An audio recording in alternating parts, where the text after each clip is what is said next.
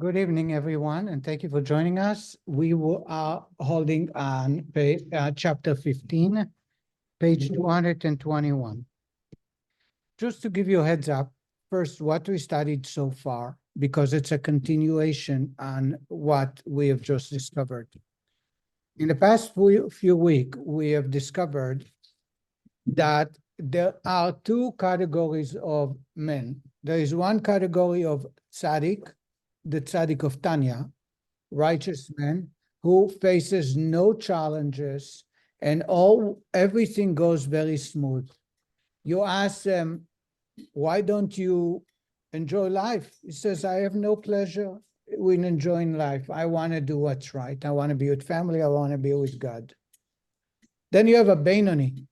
The Benoni is a man who continuously faces challenges. And then you have the wicked who faces challenges. The difference between a Benoni and a wicked and Rasha is a Benoni is sticking to the program. He stays away from sin. The wicked will fall from time to time.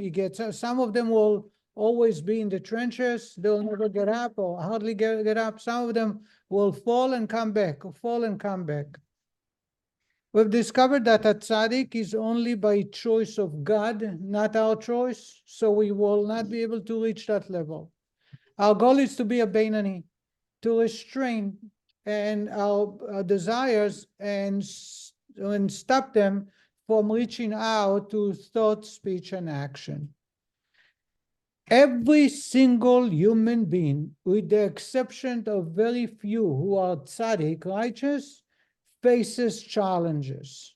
You might think that some people are born with an addiction desire. You might think that people who are not brought up with proper education. You might think that people have neighbors, classmates, friends, and therefore they act or behave or speak in a certain way. Tanya teaches us that a human being, the DNA of a human being by nature, desires to go astray. Imagine you have a car where the tires are not aligned. It always veers to the right or veers to the left. Even when you align it, what happens after a while? You need to realign it. Otherwise, it will start doing the same. A human being always wants to take a shortcut.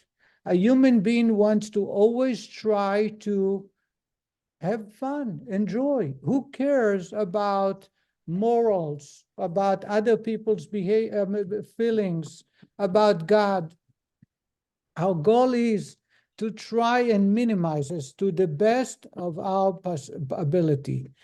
Now, I'm not speaking of someone who was not raised in the Jewish tradition, in a Jewish home, because for them, they don't even know what God is demanding of us, other than ethics and proper kindness. But that's only one part. There is other parts. How to observe Shabbat, how to keep kosher, how to mezuzah, every holiday. A person like myself was born to both parents who are very, very observant, and was raised in a community where someone who is not observant is not allowed to live in that community. That's why it remains a village, not a city, even though it's a very large village. The reason is because a village, the VAD, the committee appointed, the board, needs to decide of every member that moves in. So they set rules. When I was a child, someone who kept a TV was not allowed into the village. So they would make sure to control. So even though the municipalities in Israel offered the village to turn into a city, and that entails a lot of funding, and that entails many benefits, they refused those benefits for the sake of control. Who is walking out the street? What kind of signs or advertisements are taking place? What kind of people do you socialize with? Yet, each single person faces the challenges that you are facing. It may be in different areas, but they are all there. That's the point of the Tanya, to teach us that our goal to strive to control our behavior, thought, and speech is something that is all in the nature of the human. And that's unique to the human being. You won't find it in the animal kingdom, in the vegetation kingdom. They are just following the pattern they were created for. A horse will not prefer a pizza or sushi over hay. A dog will not prefer filet mignon over whatever bones that he likes. They like, enjoy what is healthy for them, unless a human being will mess them up, and that's a different story. The human being is the only one who would like to take a shortcut and misbehave, and that's the goal of this book, to enable us to understand what the challenges are and how to overcome them. The rabbi now is going to talk about, actually it's divided into 3 parts, but they are weaved into each other. The first part, just an introduction to what we're going to study. The first part is the rabbi saying that if you look in the Torah, you find that there are different titles given to people who serve God. One has the title of a servant, and the other is a employee of God. The differences are, a servant is a title for someone who had achieved the goal already, like someone who is a doctor, someone who is an engineer, someone who is an electrician. They studied, they passed the tests, they have practiced, and now they know exactly what to do. That's one type. Then you have someone who continuously is employed by God. In other words, whatever you have achieved, whatever titles, whatever diplomacy, whatever certificates you have, it only helps you to continue working for God. And that is one category of a person, which is the Benoni, who continuously need to work to achieve connection with God. When you have someone who is already achieved that connection and now does not face any challenge, and the connection was established and continues flawlessly, that's one type. You would think that that person is on a higher level, but actually God desires the people who are striving and are being challenged to connect to God. And that's the Benoni. That's the first point. The second is the Proverbs connects those 2 categories with 2 titles. One is called someone who serves God, and the other who do not serve God. In other words, a righteous man whose every part of life goes flawlessly is not actually serving God. He had served God when he reached that plateau, but now he's on a different plane where everything goes easy, so he's not serving God. A person who is facing challenges continuously, he is serving God in every decision, in every challenge that he faces. That's the second part. The third part the rabbi is going to talk about is that in order for us to overcome those challenges continuously, it's not enough just to say that's the right thing, but we need to know that there is a process where with our mind, we are able to understand what are we going to achieve, how great it is, and that connects the emotions into God, so it helps us continuously serving God. These are the 3 parts the rabbi is going to talk about in chapter 15, and let's start reading it. I'm reading page 221.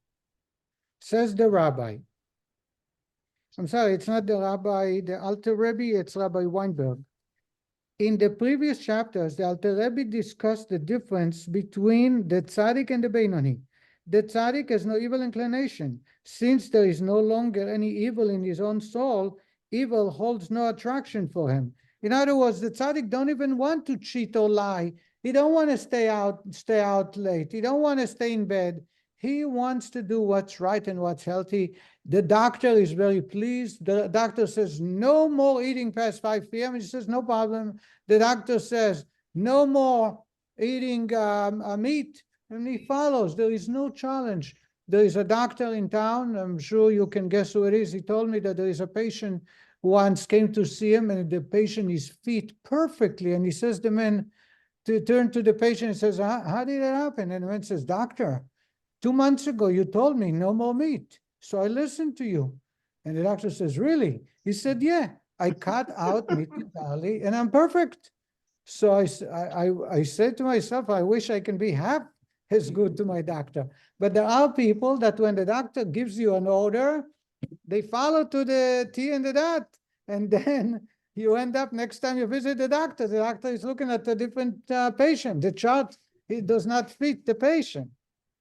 That's a tzaddik. In Kabbalistic Hasidic terminology, we call him a tzaddik. Tzaddik means there is no challenge. In the Beinoni, however, the evil remains strong. The Beinoni, therefore, finds evil desirable, and it is only through the constant vigilance and struggle of his divine soul that he is able to prevent his animal soul from implementing its desire in thought, speech, and action.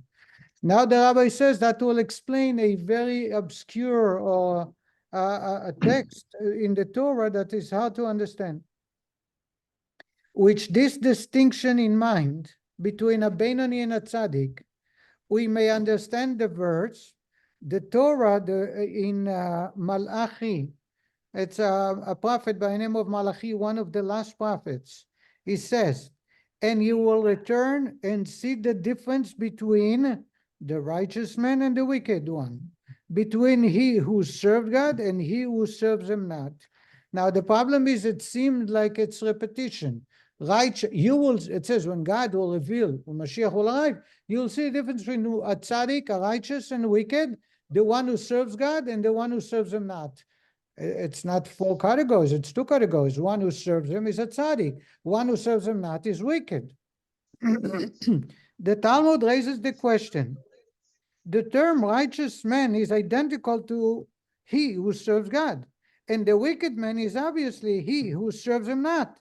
Why then does the text repeat the contrast? In answer, the Talmud states, both he who serves God and he who serves him not are fully righteous, yet one who reviews his studies 100 times cannot compare to he who reviews his studies 101 times. Did you understand what I said?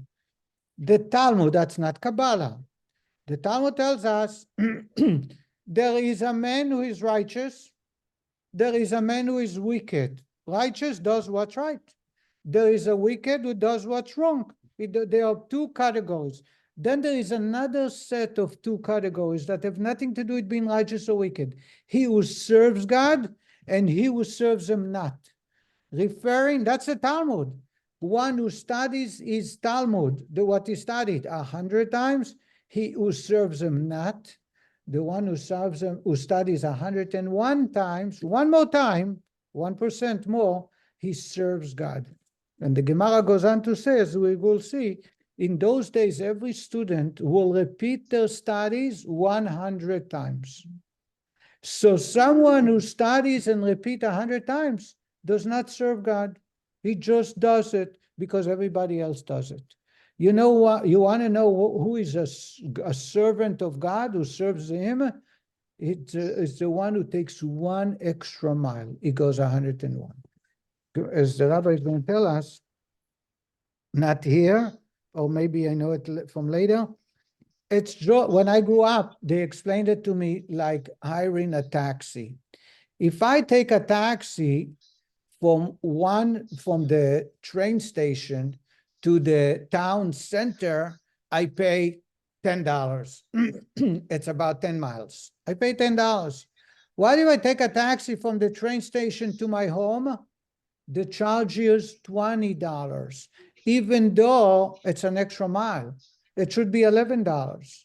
Why do we charge 20? And it's common practice, because the man who goes from the train station to the bus station, the town center, he can take other passengers. It's the usual route, so he can take passengers on the way back. But when you ask him to go 1 extra mile, coming to my house, an extra mile, but he's going to it's double. It's actually going and coming back because he's not going to find passengers. So when you go out of your way, you expect to pay double. I think the same is about custom made. There are many things that if you buy the ordinary, you pay a certain price. But if it's a custom made, you pay double the price. Anybody has an example for that? Let's hear suits. Buy a suit off the rack. If you buy it off the rack, you pay $199, right? If you go to a tailor, the same tailor who made the suits, you pay $399, $299. How much are you paying for a suit, Ali? Bought a suit a long time Oh. ago. And it was custom made in Hong Kong. Oh, in Who Hong was Kong. that? Somebody is raising his hand. Hammond Weber, what's the question? The question is I thought, did you related open the door? Yeah. Okay. the point of 100 versus 101. If somebody reads the piece 100 times or even 50 times, but he or she absorbs the piece intelligently and understands it and dissects it, why do you have to go 101 times? So Herman, let me summarize your question, okay, for the benefit of all participants. He's asking, if you say that 101 is in a whole different category, why? If the person absorb and have a full clarity after 50 times, definitely 100 times should be sufficient. What's the extra one? That's what you ask, Herman. Okay, he nodded with his head. Here is the answer. There are two answers. One is, it's not about necessarily the absorbing the idea, but going out of your way. The fact that everybody does 100 means that when you did 100, you did not go out of your way. You did the ordinary. Extraordinary is doing one extra time. That's one answer. The second answer is, I'm here to teach you. You don't believe me? We can dispute it and I'll stick to it. That every time you repeat something, you gain a little bit more. But the distance between 100 to 101, assuming everything else you do 100 times, is far, far more than all the 100 combined. Did you understand that? So I let's understand the principle. Yes. Huh? I understand the principle. All right, so the 100 the Talmud uses is because that's the way they used to memorize those days. But if today you are studying 3 times, 5 times, and you went and did it one extra time, that one extra time will give you clarity, depth, and memory greater than what you achieved in the first all the rounds that you did before. That's the point the rabbi would say. There is one who serves God and one who serves him not. Serves him not is a righteous man who studied Torah, but he did exactly like everybody else. We do not put on him the title of a person who serves God. I'm going to use a billion examples and stories soon. When it comes to someone who says everybody does 100 or everybody does 3 times, I'll do one more time. That going out of the way is like custom made. It will sink into a whole different ballgame. I'm going to use an example from epidemiology. A professor of epidemiology that had a discussion with the Rebbe. It's in writing. Leon, you wanted to say something? Harry? Yeah, well, this sounds ridiculous. So the guy who did 100 sees the other guy did 101. He says, you know what? I'll do 103. There is no competition. It's a competition within yourself. Okay, well, same, the guy sees that. It's not a competition. If he did 101, he's a servant of God. If the other guy says, oh, you're serving God by adding one more, I'll add one more too. He's a servant of God. Now, if the whole community and all the time you do 101, now to be a servant of God, you have to do 102. As we'll discover, that's what a Beinoni. A Beinoni is out of your comfort. That's in essence what the rabbi is talking about. You got to get out of your comfort zone. If you expect life to be a matter of course, because you've gotten used to it, even though you're perfect, you're righteous, you serve God, you pray, you study, you have lost your path to God. To serve God is every single day wake up with a new vigor and a new way of connecting to God. If I've gotten used to celebrating Shabbat and I'm got used to keeping kosher and studying in the morning, the first few times, let's say the first 100 days, I'm serving God. After that, according to Kabbalah, as the rabbi is going to teach us, you're not serving God. You're not a wicked man, you're a righteous man, you're going to get rewarded. But don't call it a person who serves God. You want to serve God? Now you study 100 minutes a day, you got to do 110. You have got to get out of your comfort zone. And I'm not perfect. I don't do it all the time. But when I do it, it enriches my life. It lets you appreciate what life is about. It gives you a whole different type of relationship with God. So do not get complacent. By the way, in my relationship with my wife, it's the same thing. And I took it from Tanya. We are looking for, as soon as life is stagnant, I love you, I'm kind to you, I'm speaking nicely, she speaks nicely, she cooks, I clean, I take off the garbage bag, empty out. It's all good and fine. We follow the book. It becomes mechanical and there is no relationship. Assuming we love each other, respect each other, and do only the right thing, which is, you got to be a saint for that. But let's say that's the case.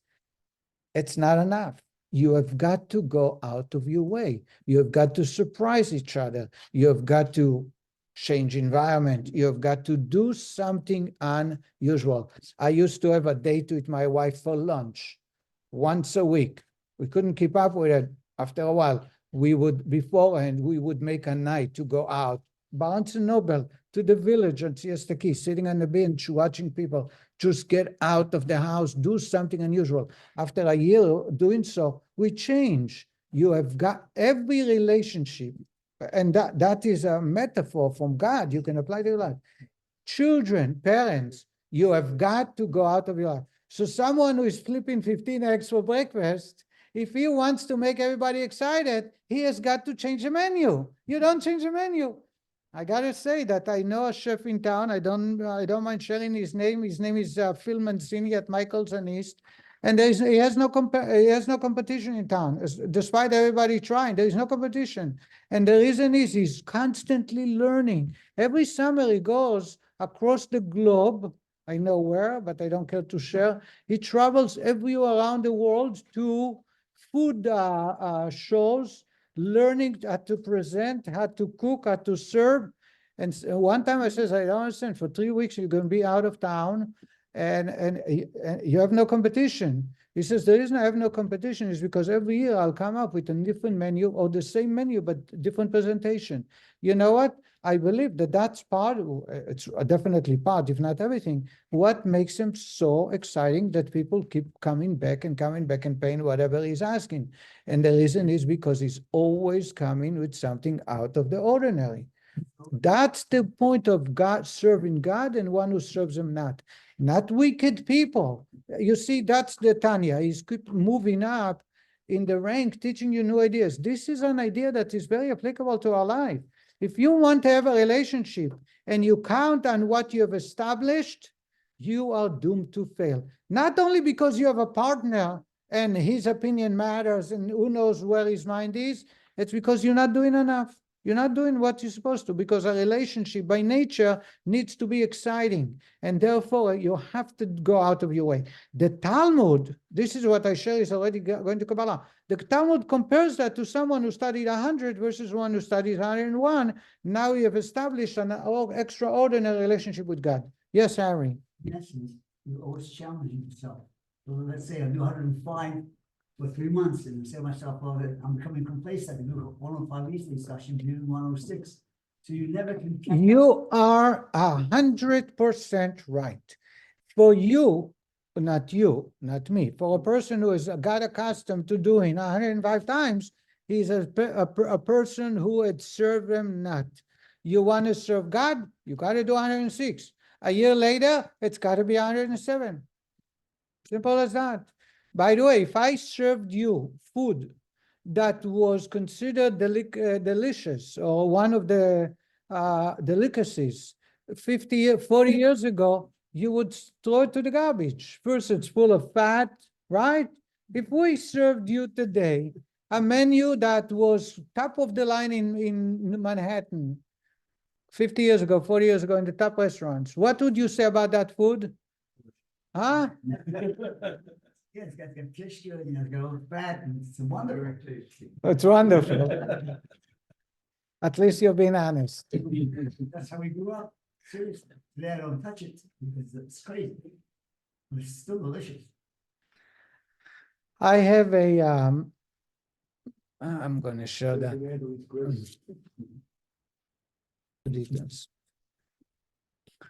The idea is that if you want to enjoy life, you cannot do what you've done yesterday. That's the core of the discussion.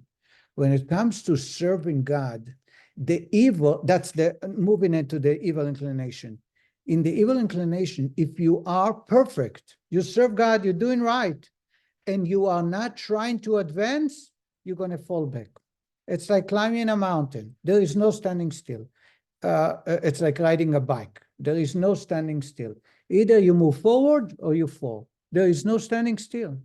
In life and in serving of God, if I want to be connected to God, I find new ways to serve God.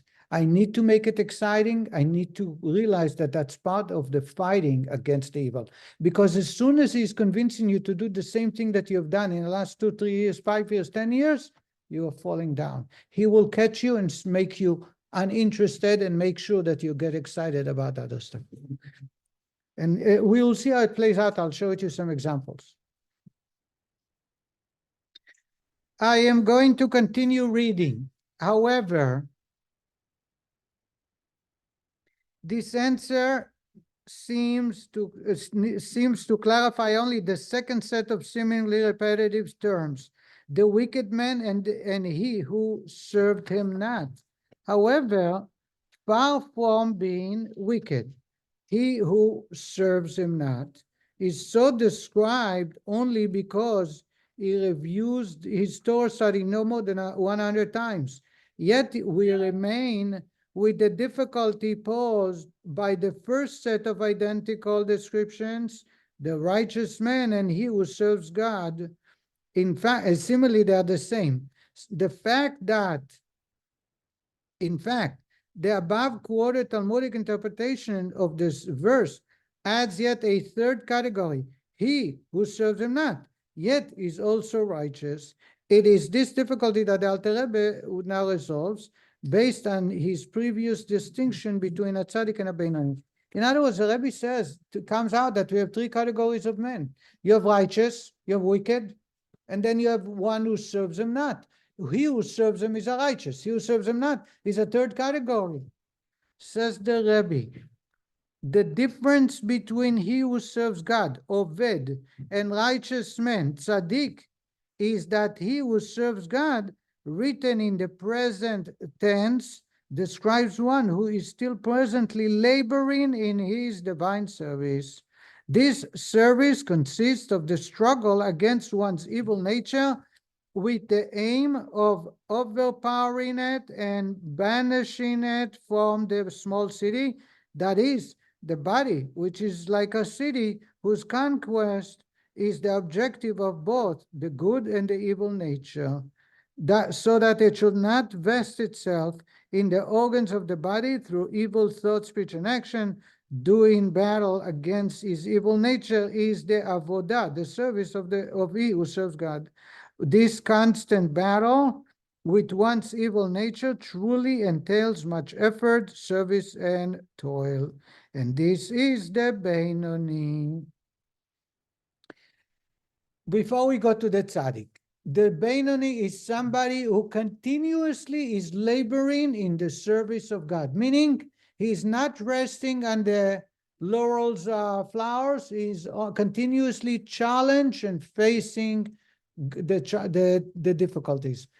One rabbi described it like a soldier. A soldier in an army is a soldier not only when he fires his gun and faces an enemy, also when he eats and drinks, he's a soldier. That's part of the reason they wear uniform, to remind them that being a soldier does not have an exception. It's all the time. A Benoni is someone who serves God all the time. It's not just reaching the top, the peak, and there, and I'm there. It doesn't work like that. It's continuously climbing up. That's one. There is a few examples dedicated to Ali Freidowitz.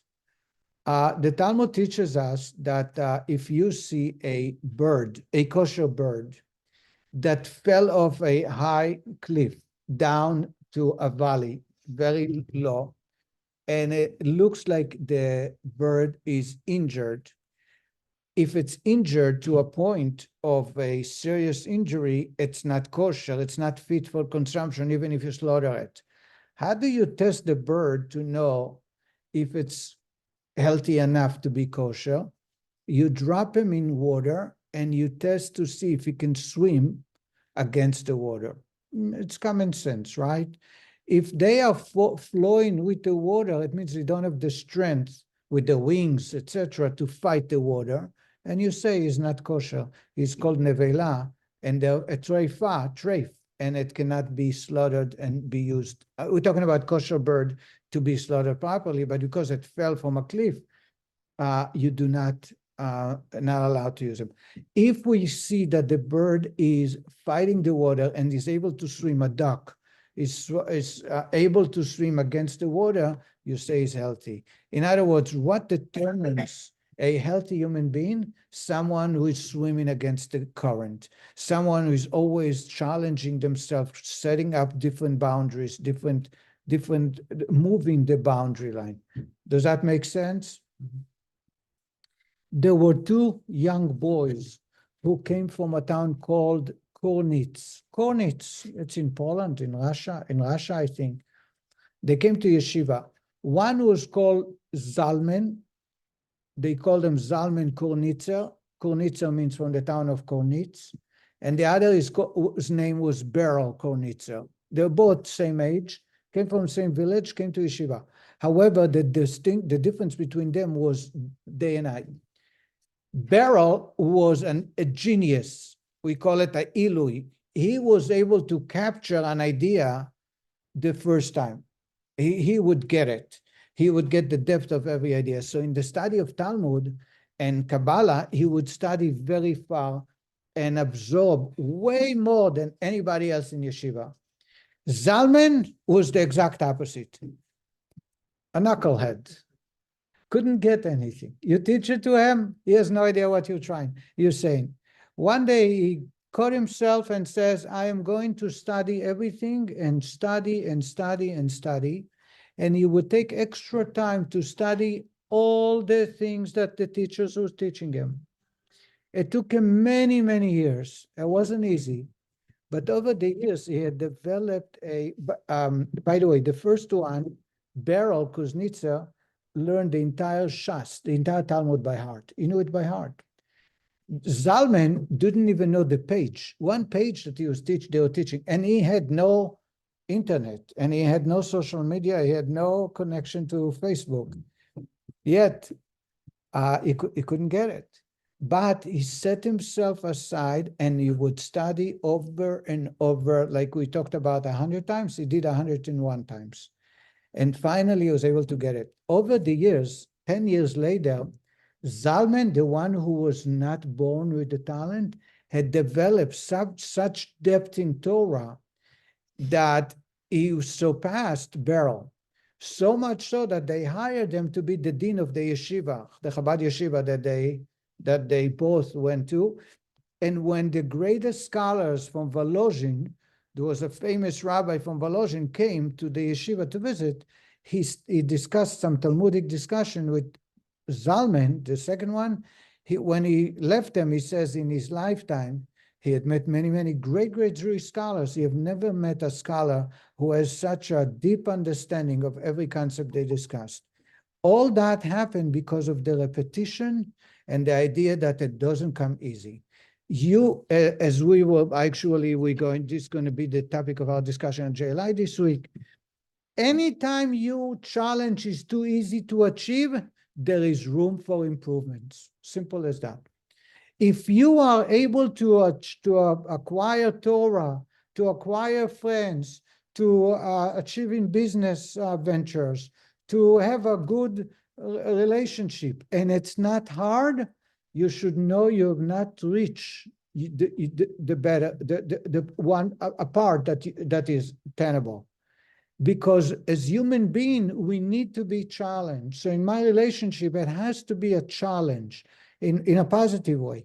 In my study, it has to be a challenge. In the workplace, it has to be a challenge. If there is no challenge, I am missing a component that is what defines a human being. This is in essence what a Beinoni is. We are not tzaddikim. We shouldn't be tzaddikim because we are chosen to be a Beinoni where the process is what counts. So we are faced with challenges because God is desired that challenge. And therefore, if there is no challenge, we are missing a component unless we are a tzaddik.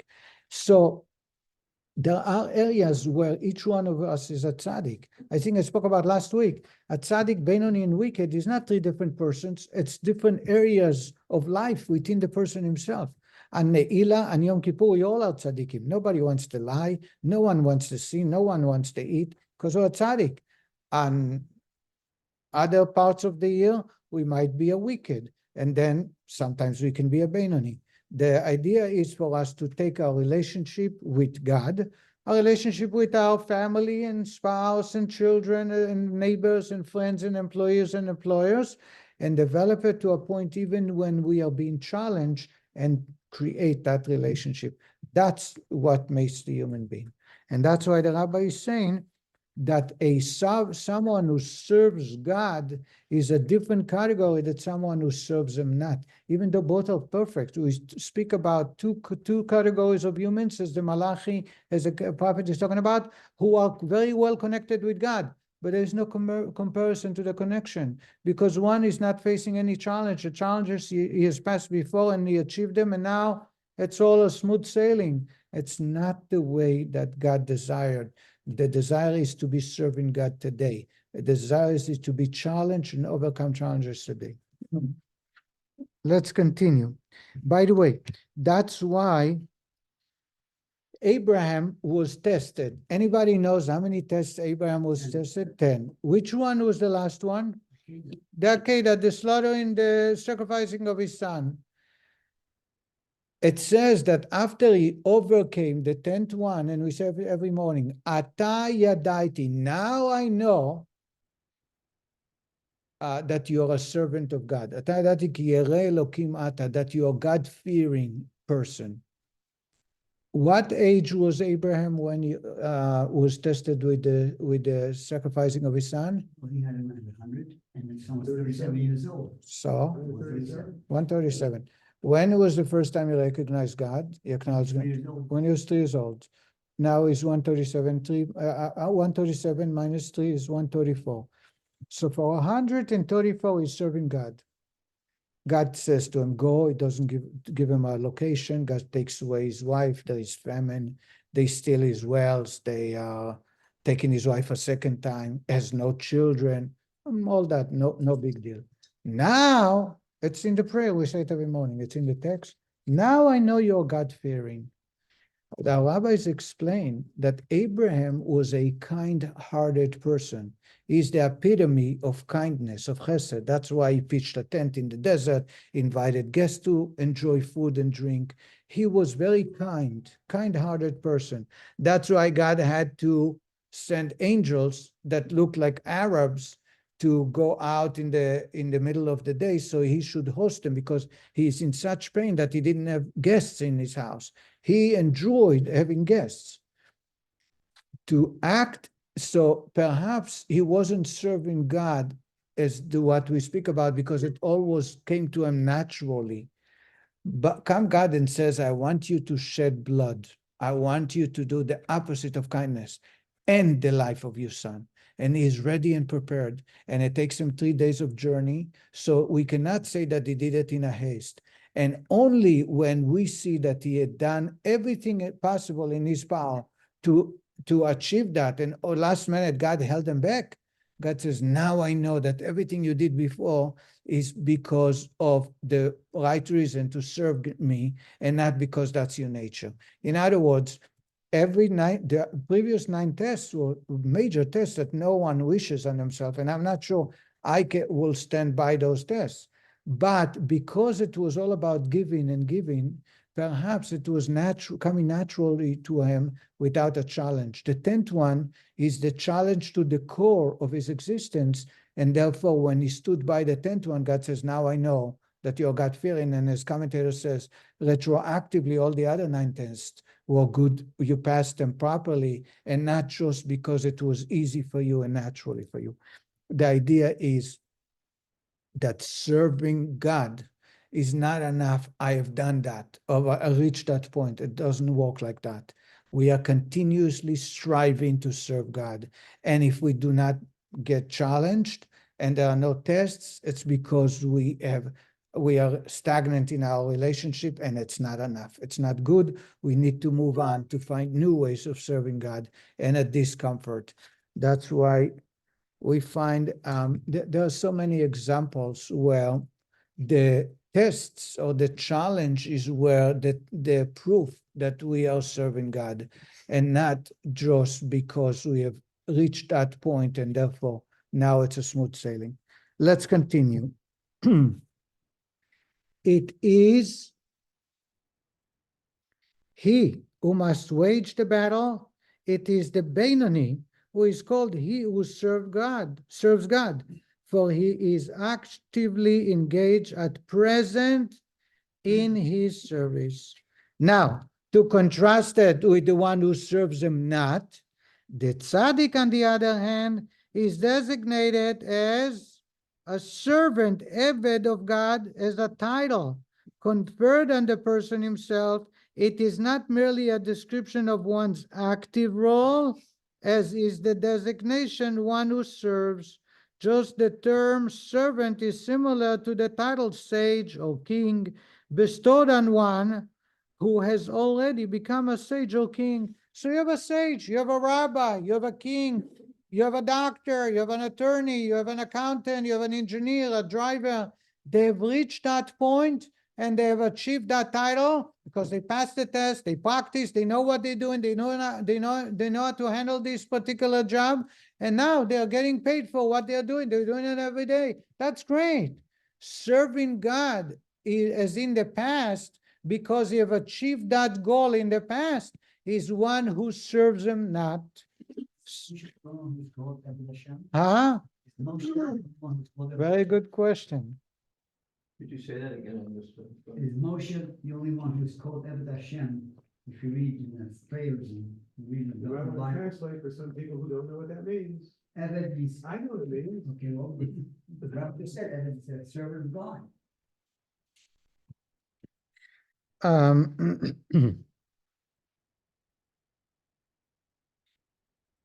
I am going to, I know this is a question that was asked before. David, Let's- you filling them out, wasn't it? David had challenges. No, David had to reach, and David reached a tzaddik. By the way, here is the No, answer. I'm talking about serving God. Moshe is Eved Hashem because he was a tzaddik. So he had a different servitude. He had different purpose in life, not to be challenged. You understand that? So anyone who's, But he was chosen by God. Most of them are chosen by God, except David reached that point, but he had a lot of challenges to reach that. we have many examples where the person's able to conquer Sahara and then along with Give me another example. Trying to remember who it was. So what is David and Evan? Well, first of all, David is Richard Tzaddik. It says, my heart is empty. Right. But he had achieved that in the past. We are Oved. Eved is a servant, a slave. But it's a title upon a person by connecting with the master, so to say. He had achieved that connection in the past when the master acquired them or paid them or contracted them. Oved Hashem is an employee, someone who is serving God now. and means that every day you need to renew the contract with the connection. And that's what a Benoni is. And as I shared with you, this is what life is about. So too, the tzaddik has already affected and completely accomplished his service of waging war with the evil in him. He has banished it, and it is gone from him, leaving the seat of evil nature in his heart void within him. Having completed this task, the tzaddik has earned the title servant of God. That's why you call him a servant of God, because he has already achieved that level. He has removed the evil. He has no challenge. He serves God. He does what's right, but he's not continuously fighting to reach that level. We now see that the expression a righteous man and he who serves God are not repetitious. He who serves God is not a description of a tzaddik, but of a Benoni. You have a tzaddik, and you have he who serves God, which is a Benoni. The Alter Rebbe now goes on to discuss the difference between he who serves God and he who serves him not, who, as the Talmud declares, is not wicked. Says the rabbi, in the category of Benoni, there are also two levels, he who serves God and he who serves him not. Says the rabbi, yet he who serves him not is not wicked, although he does not wage war with his evil nature. Why? For never in his life has he committed even a minor transgression in the realm of negative commandments. Also, he has also fulfilled all the positive commandments which he was able to fulfill, including the precept of Torah study, which is equal to all the other commandments combined, and to the extent that his mouth never ceased from study. Despite the difficulty involved in this, yet he is still described as one who does not serve God. Why? He does not wage any battle against the evil inclination to vanquish it through the aid of the divine light that illuminates the godly soul abiding in the brain, which rules over the heart. As explained above, that the godly soul and the divine light illuminating it are the Benoni's answer to the evil inclination. He who serves him not does not struggle with it. Why? For his evil inclination does not oppose him at all in an attempt to deter him from the Torah study and divine service, and thus he need not wage any war against that. Why?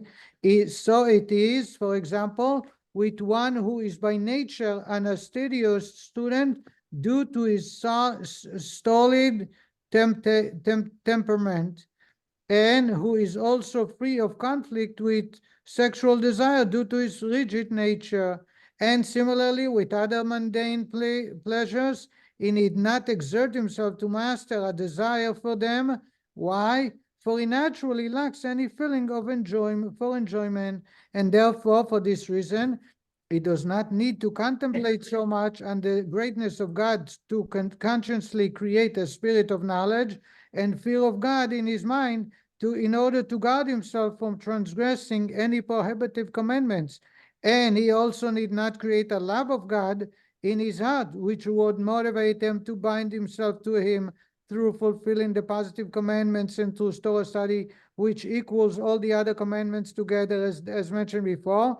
The hidden love of God found in the heart of all Jews who are called the lovers of his name, is sufficient for him to motivate him to fulfilling the commandments, since he is naturally so inclined. What the Rabbi is saying that you have a righteous, you have a wicked. Then you have one who serves God and one who serves him not. Those two refer to a Benoni. Benoni does not sin. But you have two categories of Benonis. Let's talk about in our life. There are two areas of our life. One area where we serve him not. We have no desire for that. Some people have no, for myself, for example, I have no desire for drinking.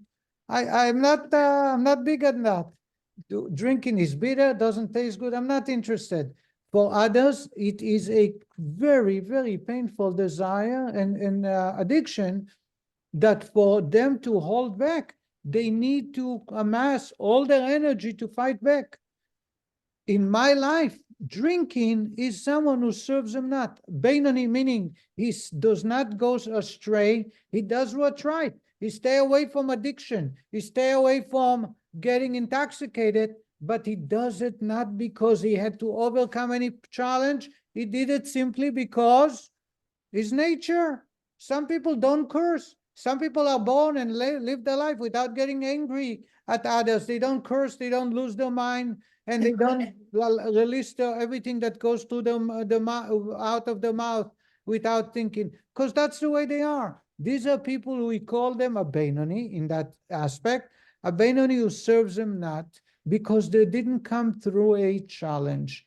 Then you have another person, the other person who is serving God. You know who is the server of God? Someone who is facing those challenges and says, let me stick to the plan. That's not what God wants. I'm not going to lash out. I'm not going to drink because I know I'll lose my control of myself, and it's not healthy for me. The doctor forbade me.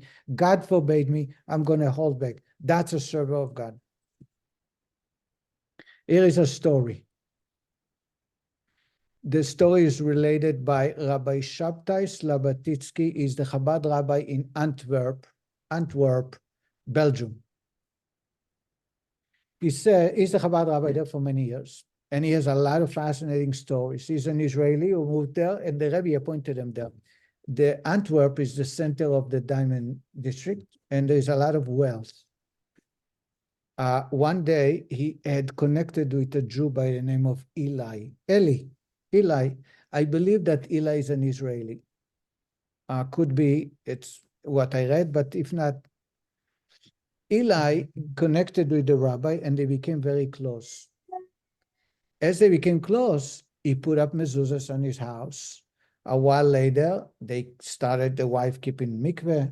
And then a while later, they changed their kitchen. They made it a kosher kitchen. They kosherized all the equipment. They changed all the dishes. And they are bringing only kosher food into the house. Then came the most challenging mitzvah. Anybody can guess which is the most challenging mitzvah in our day and age? Pesach might be, but it's once a year. It's something that's continuous. Shabbat. Keeping Shabbat. The man had a jewelry store, and keeping Shabbat means a large portion because many people, that's the only, this is before Amazon or Blue Nile, whichever jewelry company is, people on the weekend, that's when they take their spouses or girlfriends and they go buying a birthday gift or engagement. They do it on the weekends.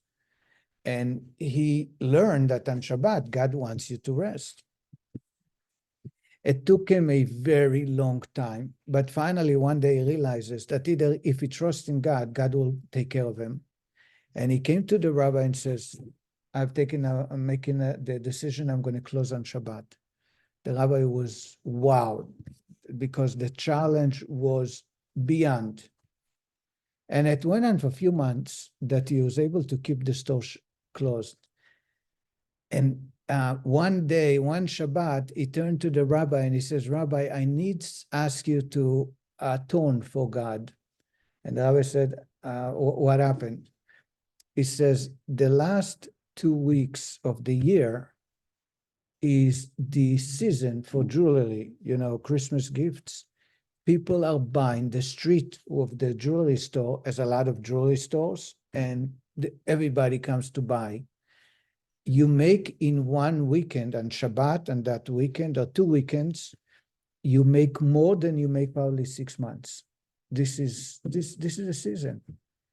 And he says that last Shabbos, it was burning. How is it possible that he's not able to just one Shabbat open up and then ask forgiveness from God, do atonement, give half of it to the synagogue, do all kinds of tricks to make up for it?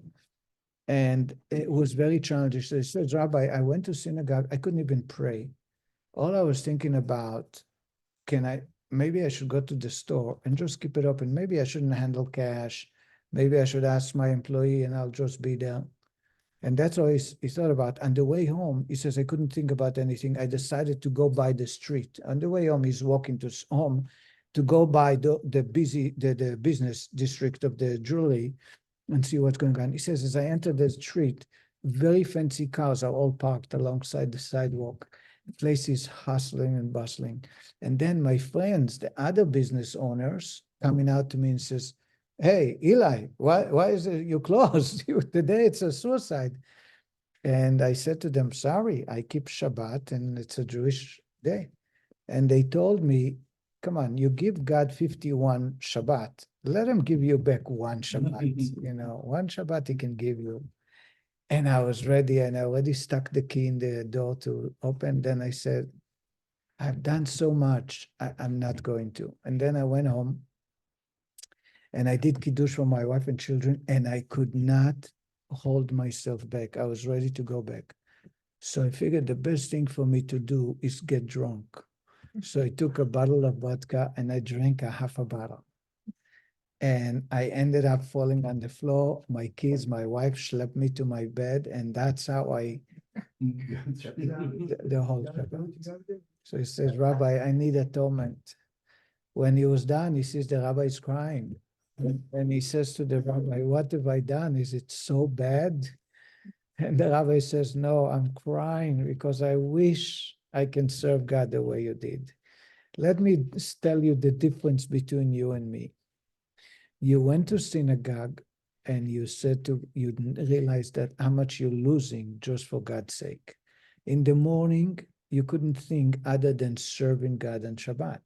Then you go to the street and you see how much money you're losing because God said so. Your friends are asking you to tell God to give you back one Shabbat and you're not listening to them.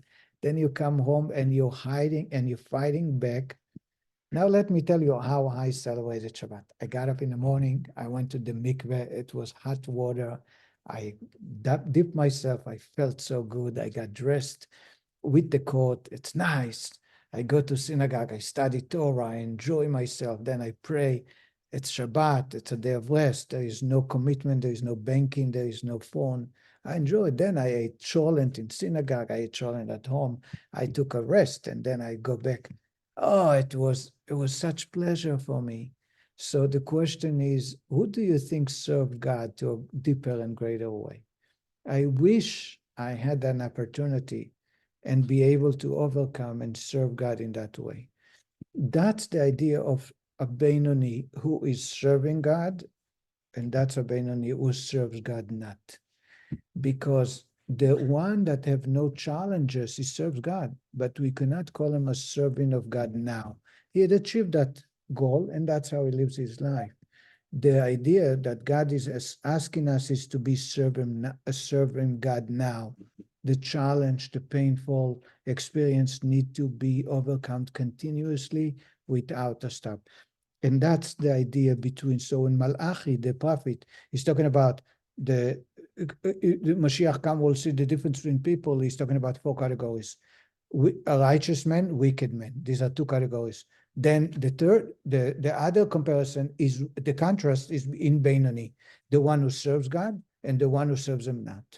Because the one who serves God is someone who don't sin. The one who serves him not does not sin. It's the Benoni, but there is a distinction between the two. At the last part of the chapter, the rabbi is going to talk about how to be able to find those areas and stick and be able to continue serving God. We will stop right here. Thank you very much. Thank you, Rabbi. Bye, everybody.